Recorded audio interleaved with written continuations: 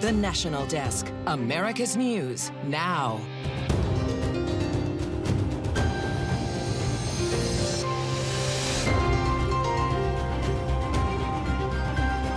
The fact of the matter is that I screwed up. Taking responsibility, President Biden gives his first interview since his dismal debate performance that led to calls for him to step down. The children, they don't have to die this way.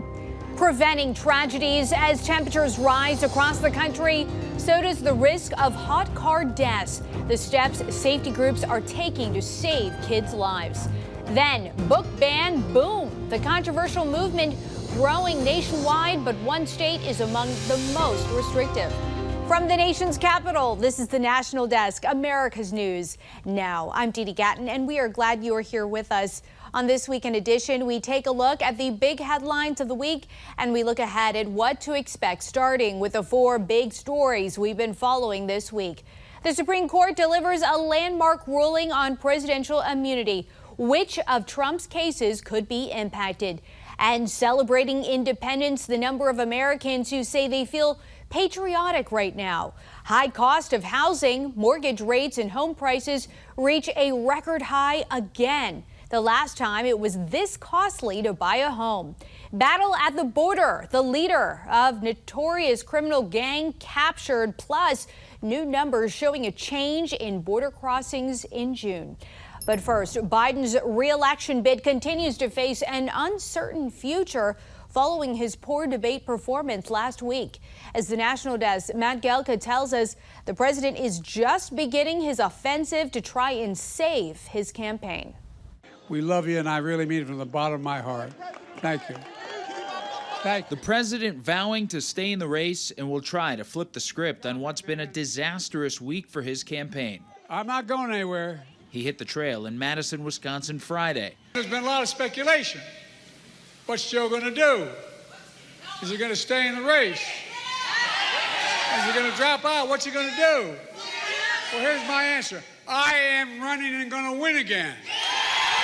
Poll numbers have shifted away from Biden and towards Donald Trump following last week's debate. 3 major polls from the Wall Street Journal, the New York Times, and CNN all have Biden trailing Trump by 6 points. The president and Vice President Kamala Harris put up a united front on the 4th of July, even as some Democrats are calling for Harris to replace Biden at the top of the ticket. That includes some big-name donors, including Abigail Disney. The Disney family heiress told CNBC she'd be withholding her money until Biden is out. She said in part, if Biden does not step down, the Democrats will lose. Of that, I am absolutely certain. Other elected Democrats think there's still time for the party to regroup without Biden. I think we still have time to put this thing on a winning course. There's every reason to believe that we can beat Donald Trump if we make a smart course correction right now. The Biden campaign will look to flood the market with a $50 million ad barrage, focusing on events that will be attracting a lot of attention, like the upcoming Olympics and the Republican National Convention. Biden's campaign says they're gearing up for a more aggressive travel schedule.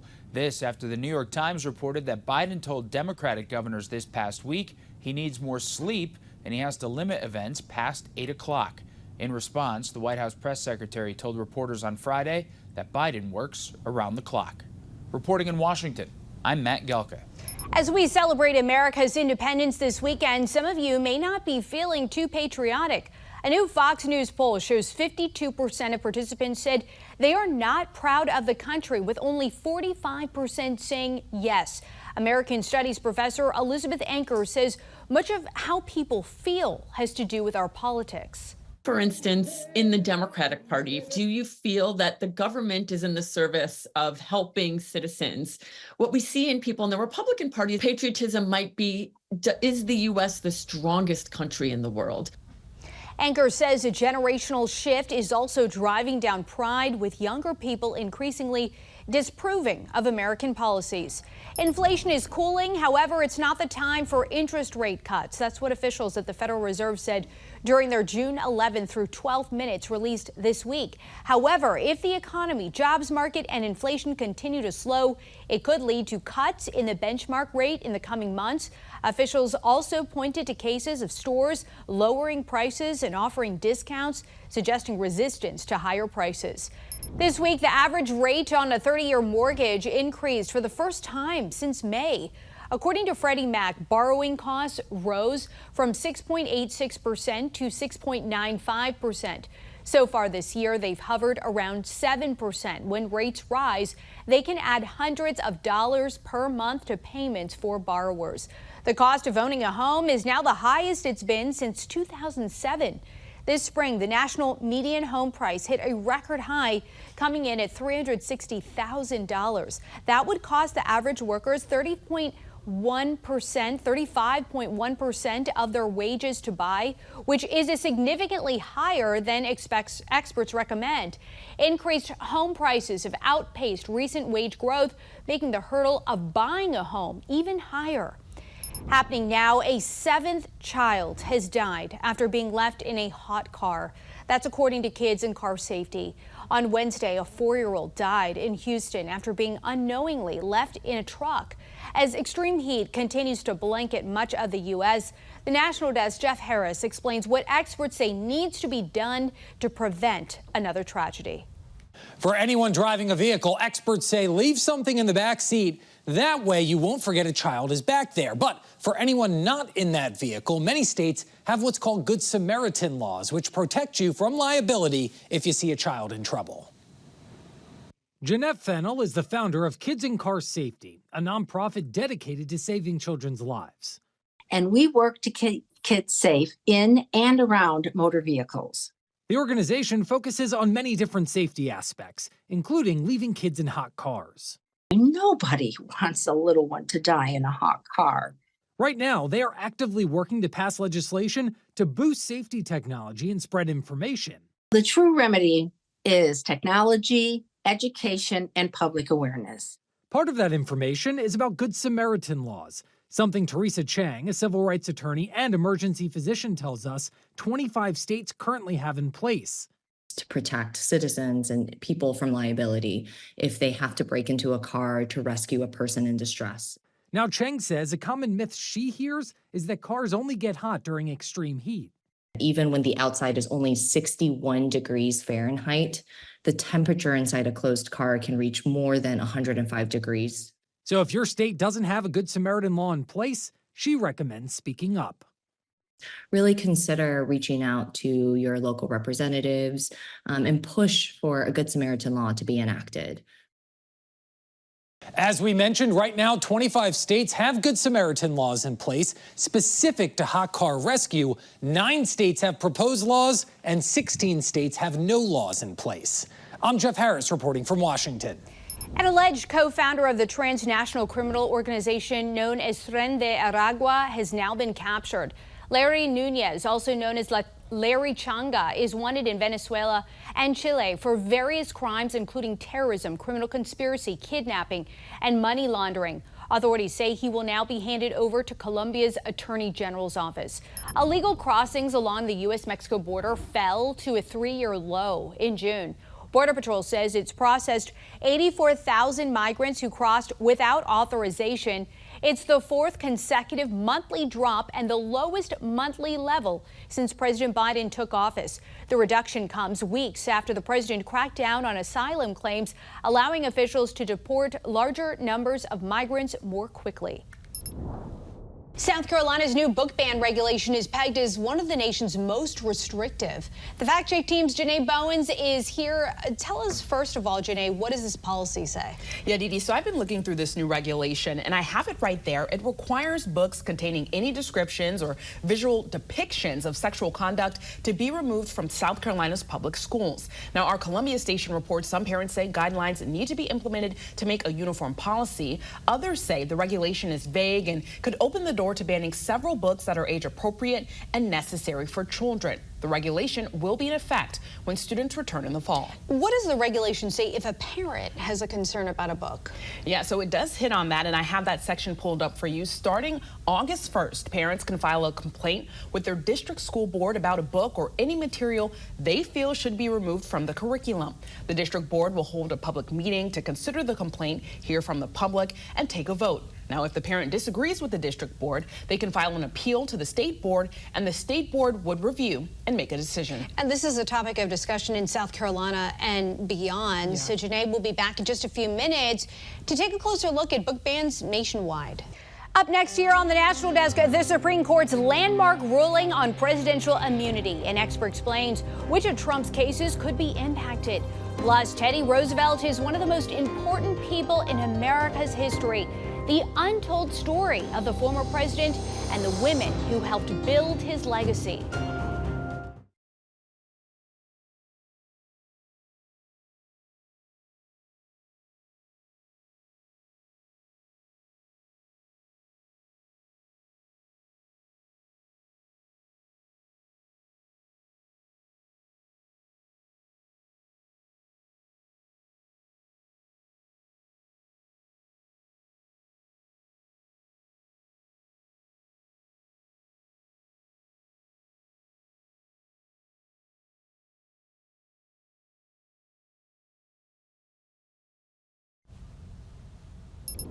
The Justice Department will move forward with its criminal cases against former President Donald Trump, regardless of the election's outcome. That's according to a report by the Washington Post. The report states the thinking is orders against doing so are not triggered until after Inauguration Day in January if Trump does win. The Supreme Court's ruling this week on presidential immunity will also likely lead to further delays. Special counsel Jack Smith hasn't commented on the report. Earlier this week, I spoke with senior fellow at the Bipartisan Policy Center, Tevi Troy, about the landmark decision. It's great to have you on.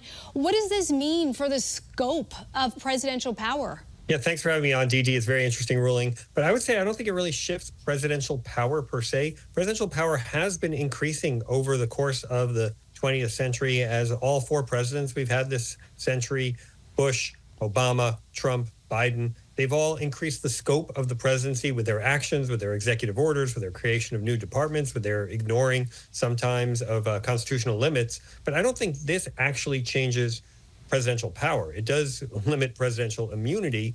And I think we needed some clarification on that point, and the Supreme Court did that. Taking this even further, the ruling says actions taken while in office. So what does this change for Trump? Some of the cases are less likely to move forward. Maybe the cases about the election or the cases about his use of documents. But it also says, and I think this is important, in Chief Justice Roberts' words, he said that private actions are not immune. They're not subject to immunity. And so I think we really needed to have that distinction. Tell us further, how could this impact Trump's criminal cases? Yeah, I think the Jack Smith case, which is the case about the election interference and the one about the documents, I think those cases, I think they have tougher pathways going forward. I don't think this has anything to do with the Alvin Bragg case for the 34 felony convictions. I think it was not the best case to bring forward, and I don't think he would have brought it forward on anyone not named Trump. But I think since that case is a state case and B already had gone through, I think Trump is going to be subject to whatever the sentencing is on that one. We have to bring this up. This is fresh on so many people's minds. President Biden's performance clearly weighing on Democrats. Now this ruling, clearly a win for Donald Trump. So how does this impact, do you think, elections come November? Yeah, I think the debate has more of an impact on the election than the Supreme Court ruling. Biden did not show himself to be impressive on Thursday night. Now, there have been presidents who have recovered from a bad debate performance, including Reagan in '84 and Obama in 2012 and the guy I worked for, Bush, in 2004. All of those people had first bad debates, but then they recovered. The problem for Biden is that the next debate isn't until September, so there's 3 months to cement this bad performance's impression in the minds of the American people. And then the other thing for Biden is, if your age is such that you can't perform, then he may not be able to correct it at all. So many twists and turns, and this is just another layer to that. Dr. Tevi Troy, thank you so much for joining us on the National Desk. Thanks, Dee Dee.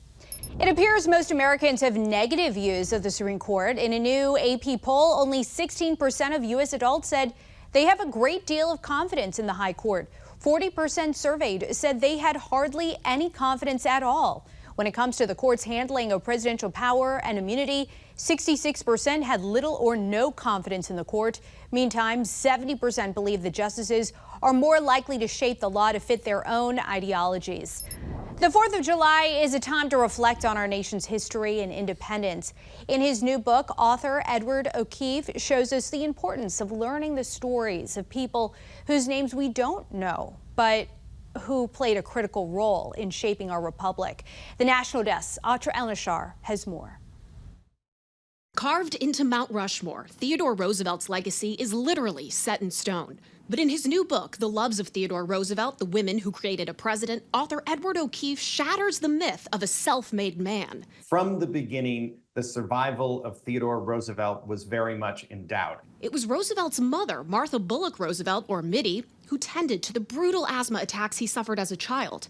O'Keefe credits her for the resilience the 26th president showed later in life. On his 22nd birthday, Roosevelt marries Alice Hathaway Lee. Alice Hathaway Lee is this vivacious Boston Brahmin. She believes that the government should really be helping advance people and progress in the country. And this infuses in Theodore Roosevelt what will later become one of the hallmarks of his policies and his approach to the presidency. Way ahead of his time, Roosevelt believed women should have the right to vote, own property, and be paid the same as men. When Mitty and Alice pass away on the same evening in 1884, Roosevelt writes in his diary, "The light has gone out of my life." It's his sisters, Connie and Bammy, who revive him emotionally and politically. Do you think Roosevelt fully appreciated it? That's a great question, Atra. I do. Theodore Roosevelt said, has anyone ever had better sisters than I have? And of course, his second wife and first lady, Edith Kermit Roosevelt. In their White House years, she was his compass. He said of Edith, his wife, that whenever I go against her judgment, I regret it. O'Keefe's book makes a reader wonder what other women, marginalized and unacclaimed people should share credit for the achievements of the titans of our democracy. After all, in the pages of The Loves of Theodore Roosevelt is proof the most masculine president was actually the product of extraordinary and unsung women. In Washington, I'm Atra El-Nashar for the National Desk, America's News Now. Still ahead, a fruit fly invasion putting an entire industry in danger in Maine. What the state is doing to deal with the pests. Plus, a hot dog stand in California in business through 3 generations. What the owner says is the secret to keeping prices low for the community.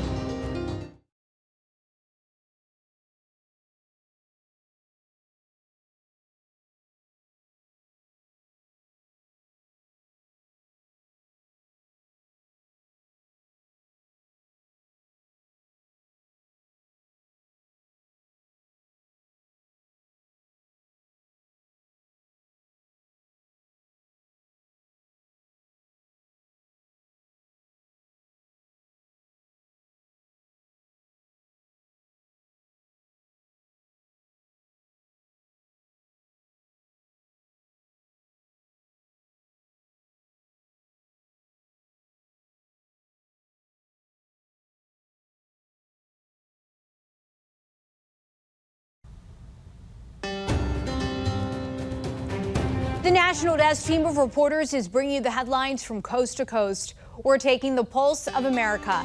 And we begin in Maine, where a fruit fly invasion has made life difficult for strawberry growers in the area.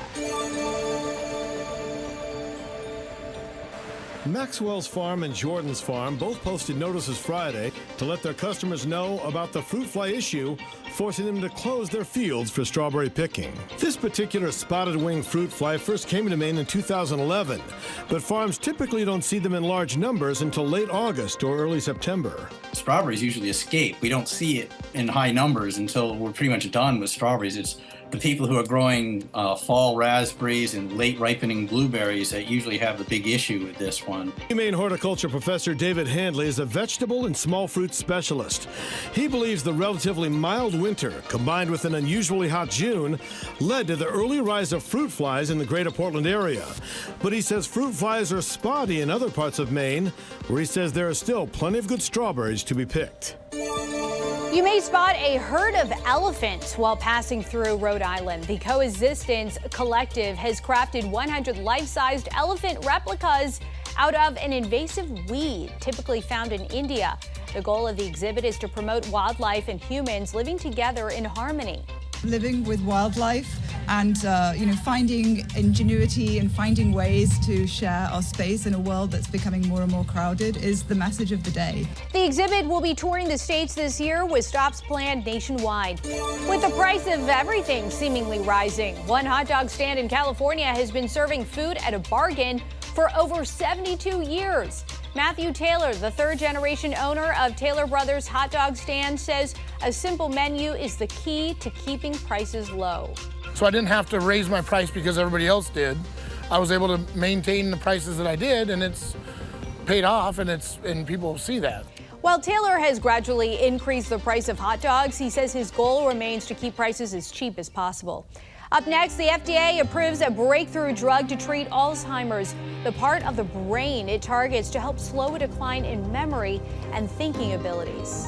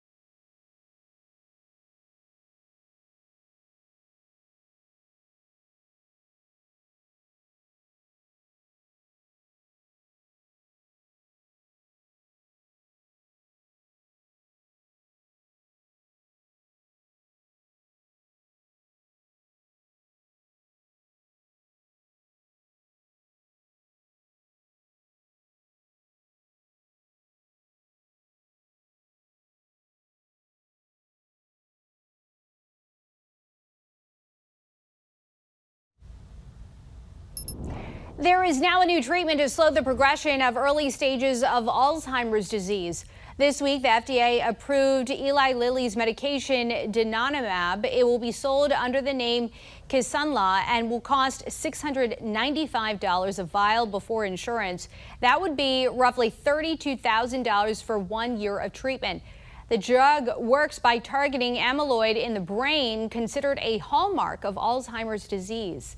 The U.S. is paying vaccine manufacturer Moderna $176 million to develop a bird flu vaccine. It will use the same mRNA technology used for the COVID shot. Federal health officials stress the risk of bird flu to the wider population is low for now. However, they want to be prepared in case it becomes a pandemic. The bird flu has spread to more than 135 herds of dairy cows and infected 3 people to date. A health alert this weekend: 6 factors may put you at risk for skin cancer. Medical reporter Liz Bonas shares what you need to know for early intervention. Hey there, hello to you. A lot of us likely to spend time at the pool or the beach this holiday week. And a recent reminder from the CDC and the Cleveland Clinic saying that sun protection is especially critical if you have a few skin cancer risk factors. Now, this graphic provided by the Cleveland Clinic shows 6 of the top ones. They include light-colored skin, tanning beds used over a lifetime, working or playing in the sun, family history of this disease, a history of sunburns, and moles of irregular shape. We talked with Dr. Elizabeth Munich of Ohio's Dermatology and Skincare Associates to find out what we need to know. We talk about the A, B, C, D, E. So you look at the mole. If it's a perfect brown circle, those are usually fine. But if one side looks really jagged and it's asymmetric, we worry. We look at the border. If that's really rough, we worry about that. We look at the color. Multiple colors is not good. If it's just one uniform color and it matches all your other moles, that's usually fine. But if it's a little jagged, we worry about that. D, diameter. If it's bigger than the size of your pencil eraser, then we probably need to look at that. And E has been added for evolving. If it's changed over time, we need to look at that. Dr. Munich is also one of the few in the country now using this kinder, gentler way to remove skin cancer before it goes below the surface of the skin. It is a non-surgical alternative to other methods, also referred to as IGSRT. Here's a bit more about this gentle cure. That is superficial beam radiation. So that is going to treat that skin cancer in about 30 seconds. You do have to do multiple visits, but over the period of about 6 to 8 weeks, we can gently get rid of that tumor. Now, you do need a confirmed diagnosis of skin cancer for this treatment, and it does need to stay topical. So getting those moles or skin changes checked out early really matters. In most cases, this procedure is covered by your medical insurance plan, but you may need prior authorization. With your health news, I'm Liz Bonus reporting. 2 Union soldiers were posthumously inducted into the Pentagon's Hall of Heroes this week for their roles in a daring mission during the Civil War. Their story doesn't just inspire us, it challenges us.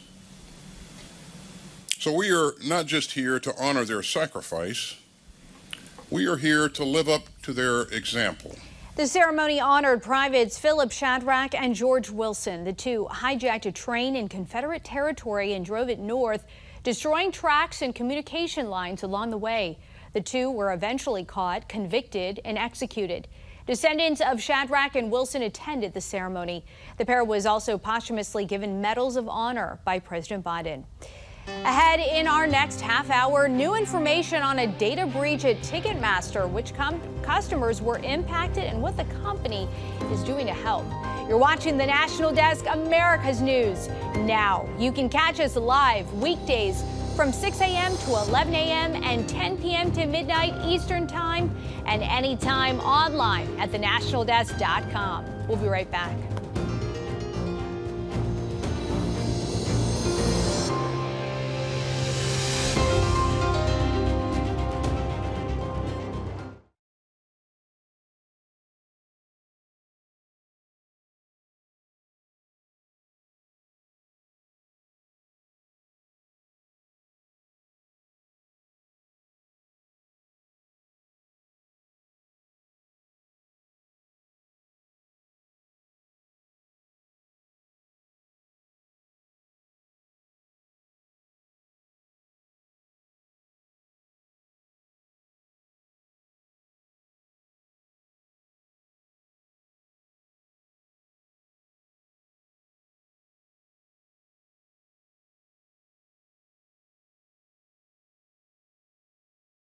The National Desk, America's News Now.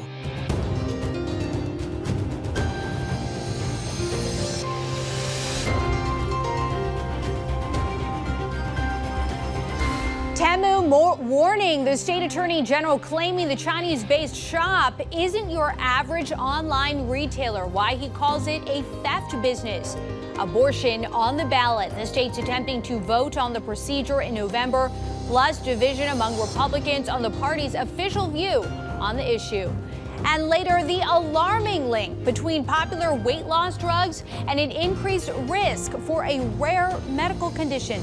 From the nation's capital, this is the National Desk, America's News Now. I'm Dee Gatton, and Temu has now become one of the most downloaded shopping apps in the U.S., but a growing number of government officials are speaking out about how Temu allegedly collects and uses shoppers' personal data. National correspondent Atra El-Nashar reports from Washington.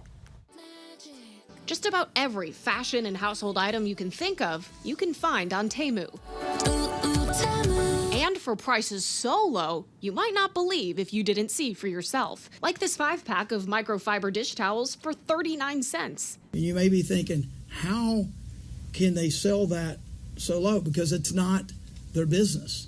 Their business is the data. In a new lawsuit filed by Arkansas Attorney General Tim Griffin against Temu's Chinese holding company, the state alleges Temu's business model relies on collecting sensitive personal information with spyware and malware. Biometric data, like your fingerprints, and also your location, your specific location.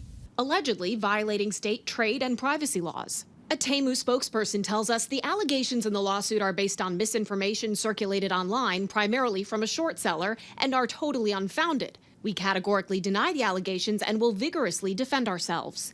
Two separate class action lawsuits filed in Illinois and New York make almost identical allegations, which Temu also denied and claimed safeguarding privacy is one of the company's core values. Here in Washington, Temu and other apps owned by Chinese companies like TikTok are scrutinized for potential threats to national security because Chinese law requires its companies to comply with Communist Party operations. U.S. officials fear that includes handing over Americans' user data. Foreign adversaries use technology for social and political control. Those who have the best information have the power. Because of a bipartisan national security law passed earlier this year, TikTok, and in the future, potentially other apps, must be sold from its Chinese parent company or be banned in the U.S. In Arkansas, the Attorney General seeks damages and injunctive relief to stop Temu's alleged data practices, suggesting it would dismantle their business model. In Washington, I'm Atrel Nashar for the National Desk, America's News Now. This week, the Biden administration announced a grant of over $500 million for a dozen regional technology hubs across Ohio, Montana, Nevada, and Florida. Among other technologies, the money will be used to support the development of quantum computing, computer chips, and lithium batteries. The administration is trying to encourage technological innovations across the country, creating more jobs and economic support. Ticketmaster confirms the personal information of more than 1,000 of its customers was exposed in a data breach. That includes emails, phone numbers, and credit card numbers. The data was stolen between April 2nd and May 18th. Ticketmaster believes all those affected have been notified. It's now offering identity monitoring services to those who enroll within 90 days of receiving the notice. Looking ahead to November, abortion will most likely appear on the ballot in Arizona. Abortion rights advocates say they submitted more than twice the amount of signatures to put a constitutional right up for a vote.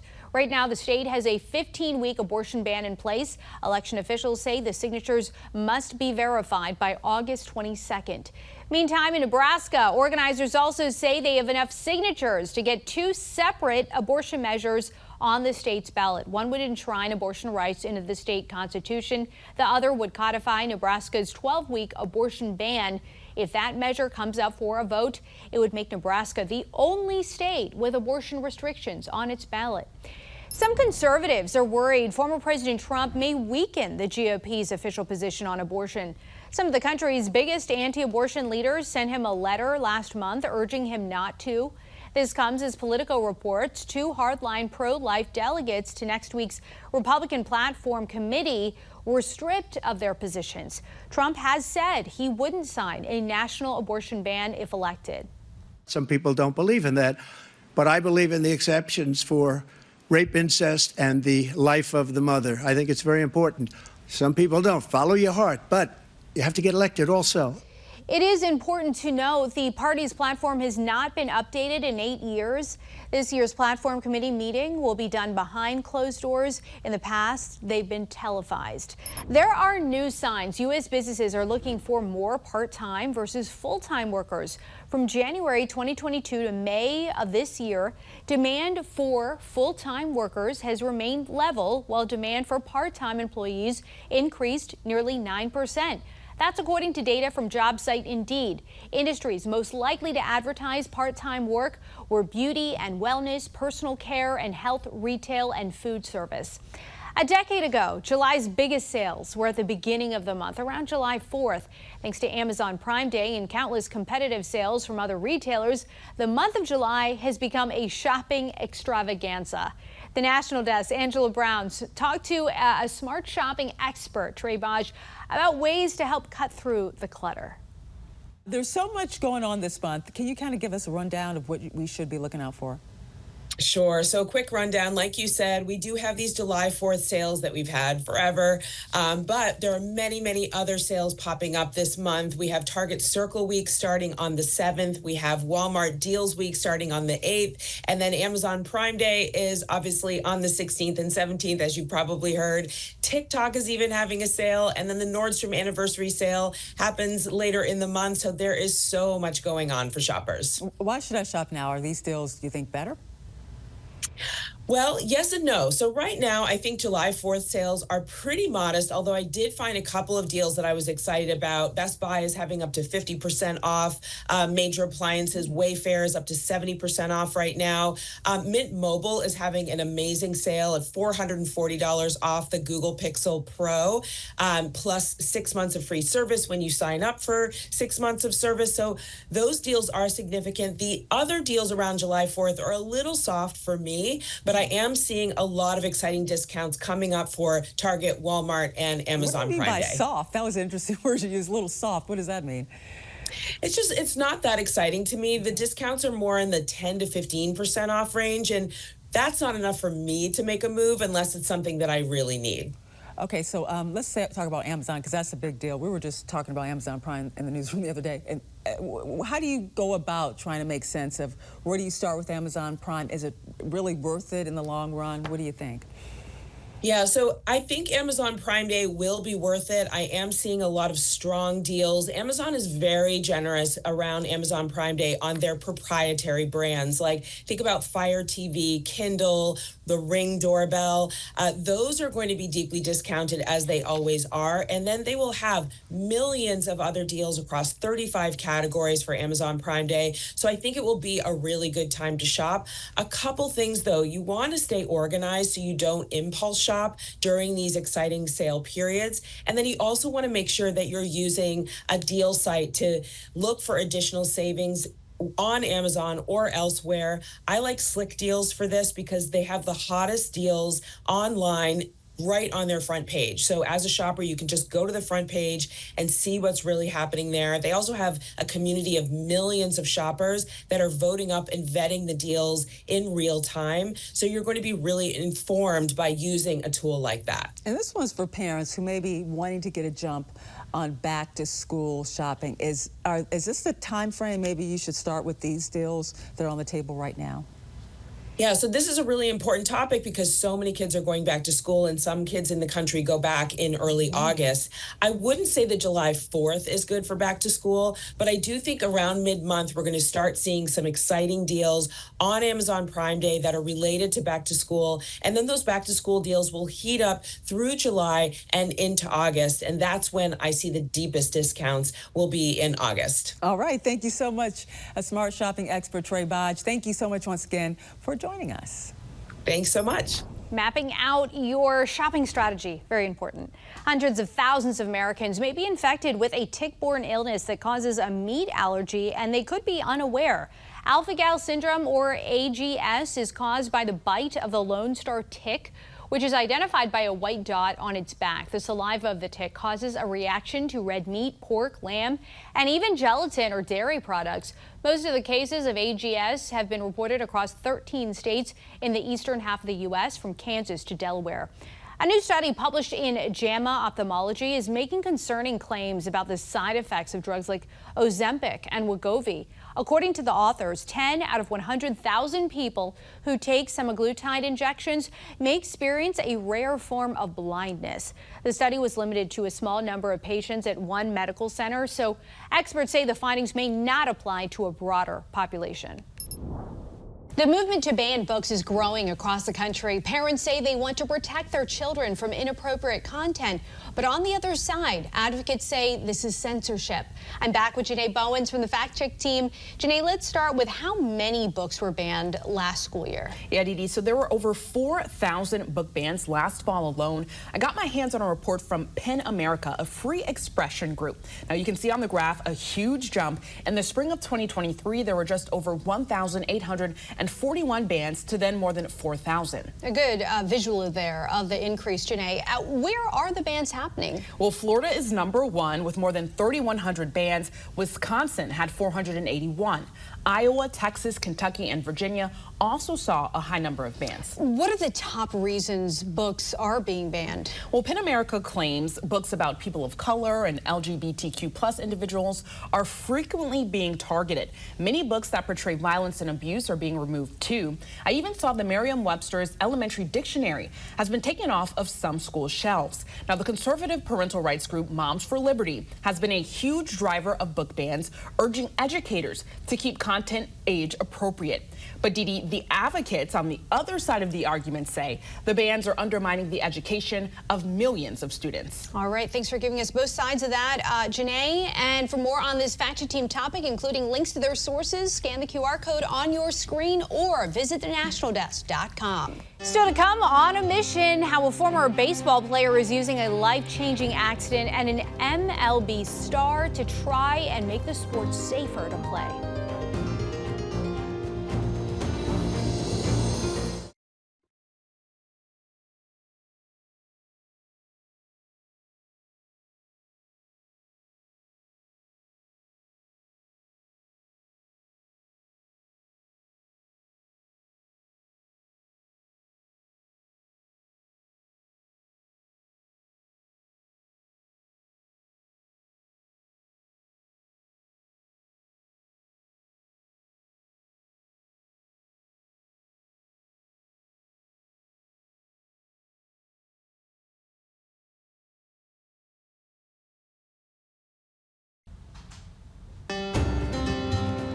In 1989, a young baseball player's headfirst slide at home plate left him permanently paralyzed. Now he's on a mission to make baseball a safer sport to play. Here's Spotlight on America's Dwayne Pullman with the incredible story of the save. At a small baseball field in northeastern Kentucky. It's not what I would call my field of dreams. David Irie is returning to the diamond, where his life forever changed. Have you been out on the field at all?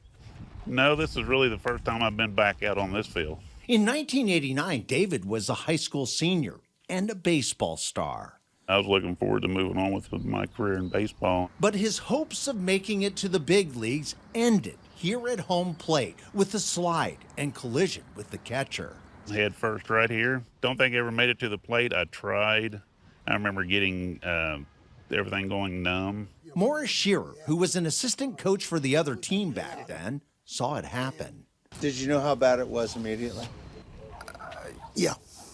He wasn't moving at all. David fractured his spinal cord near the base of his neck.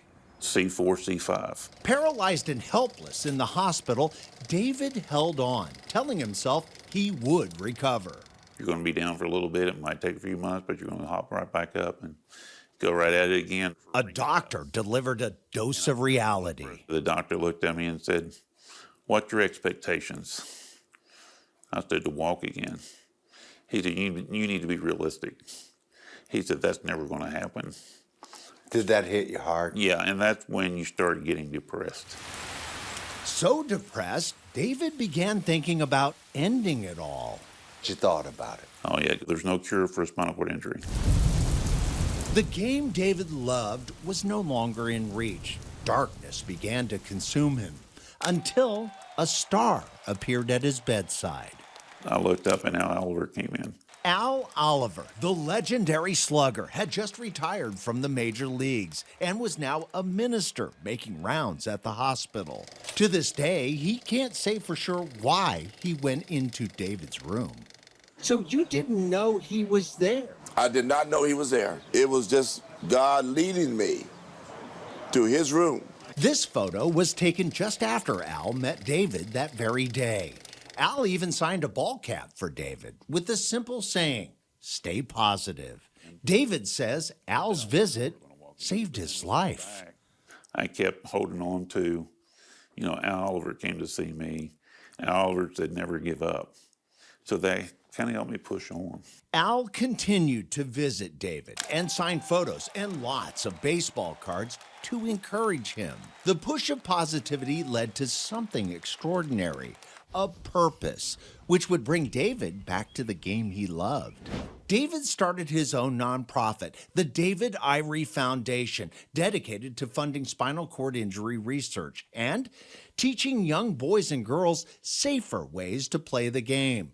We do this so you guys won't make the same mistake. According to the National Safety Council, in 2022, baseball and softball players in America were sent to the ER more than 136,000 times. Truveta, which researches electronic health data, discovered baseball had the highest rate of face and head injuries, more than 15% higher than any other sport. While spinal cord injuries are rare, David focuses his lessons on avoiding the slide that broke his neck. Are you saying never, ever slide head first?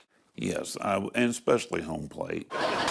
Big names in baseball have long supported David and his foundation, including Jose Rijo. I would do anything for Dave, anything.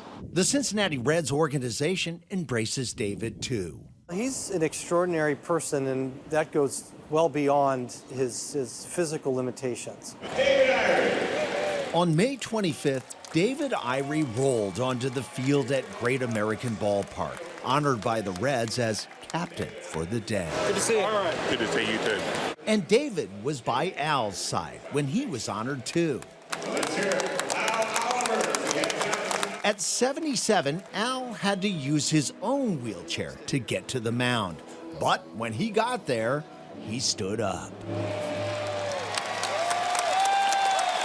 And threw the first pitch. Major league moments for a long-retired superstar and the once broken player he helped save. Back at the small baseball diamond where it all began, a moment severed by a catastrophic injury decades ago. I was still trying to reach for the home plate, but couldn't. Was still waiting to be completed. Why don't we touch the plate today with your chair? On this day, that score was finally settled. You know what, David? Yes. You just made it home. Yep, it took 35 years, but we made it. For Spotlight on America, I'm Dwayne Pullman. Look out over there. What an inspiration. Up next here on the National Desk, the Supreme Court rules those who are homeless can be ticketed for sleeping outside. What the opinion means for encampments in the city of Portland. Plus, handmade KVII, the mad dash to fix a sinkhole on a Washington roadway authorities say was caused by a makeshift tunnel.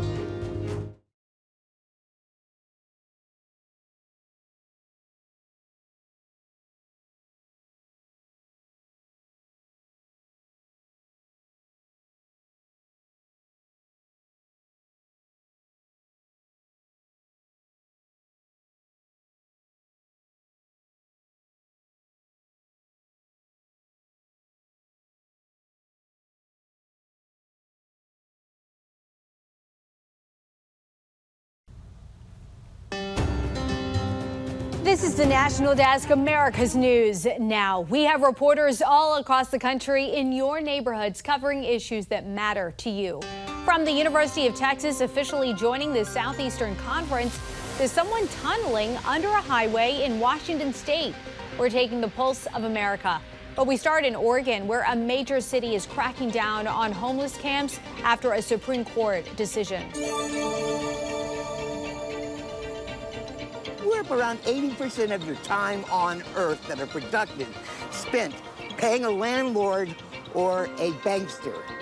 And I think people should have a choice of whether or not that's what they want to do with their lives. Mayor Ted Wheeler said starting Monday, workers from the city's Street Services Coordination Center will go to campsites, evaluate them for code violations and safety impacts, and then decide whether to call the police to hand out tickets or arrest people. To solve the problem, you have to both enforce the right-of-way ordinances, like the one we just passed, and you have to connect people to the services, like the ones that the county provide. Lidicote said he's ready to put up a fight. You would go to jail for this? Yes, I'd go to jail to go into the system and argue that this is bogus. You can see it's backed up for miles. And then we found out there was some pothole that was caused by somebody, I guess, tunneling underneath the bridge. WashDOT crews discovered a hole about a foot wide on the surface had formed on northbound 529 from someone tunneling underneath, creating a space about 3 feet wide and 4 feet deep under the surface. You can see an aerial view of the repair work being done over the hole from the Como 4 drone. I'm stunned. I just wonder why somebody tunneled underneath it. And if they did, what they've caused now is a nightmare. WashDOT says the State Patrol is now investigating who caused the damage and why. I, Kirk Watson, mayor of the newest SEC city, Austin, Texas, do hereby proclaim July 1st, 2024 as the University of Texas at Austin SEC Day. The Horns were officially welcomed to the conference Monday after holding a day-long celebration Sunday. UT Deputy Athletic Director Drew Martin says Monday signifies a huge moment in the university's history. It's just an absolute blockbuster to be able to compete in the SEC night in and night out. The impacts of the move to the SEC will be felt far beyond sports. Austin now becomes the largest SEC member city with nearly 1 million people, surpassing Nashville, Tennessee, which is home to Vanderbilt. We're looking forward to being an SEC city and the role that we need to play as a great SEC city in the Southeastern Conference. And when they say it just means more in the SEC, it certainly means more for the University of Texas and for the city of Austin, and we couldn't be more thrilled to be a part of it. Still ahead, the stories of America's first veterans. The project happening right now in Washington, D.C. to ensure their legacies are recorded for future Americans.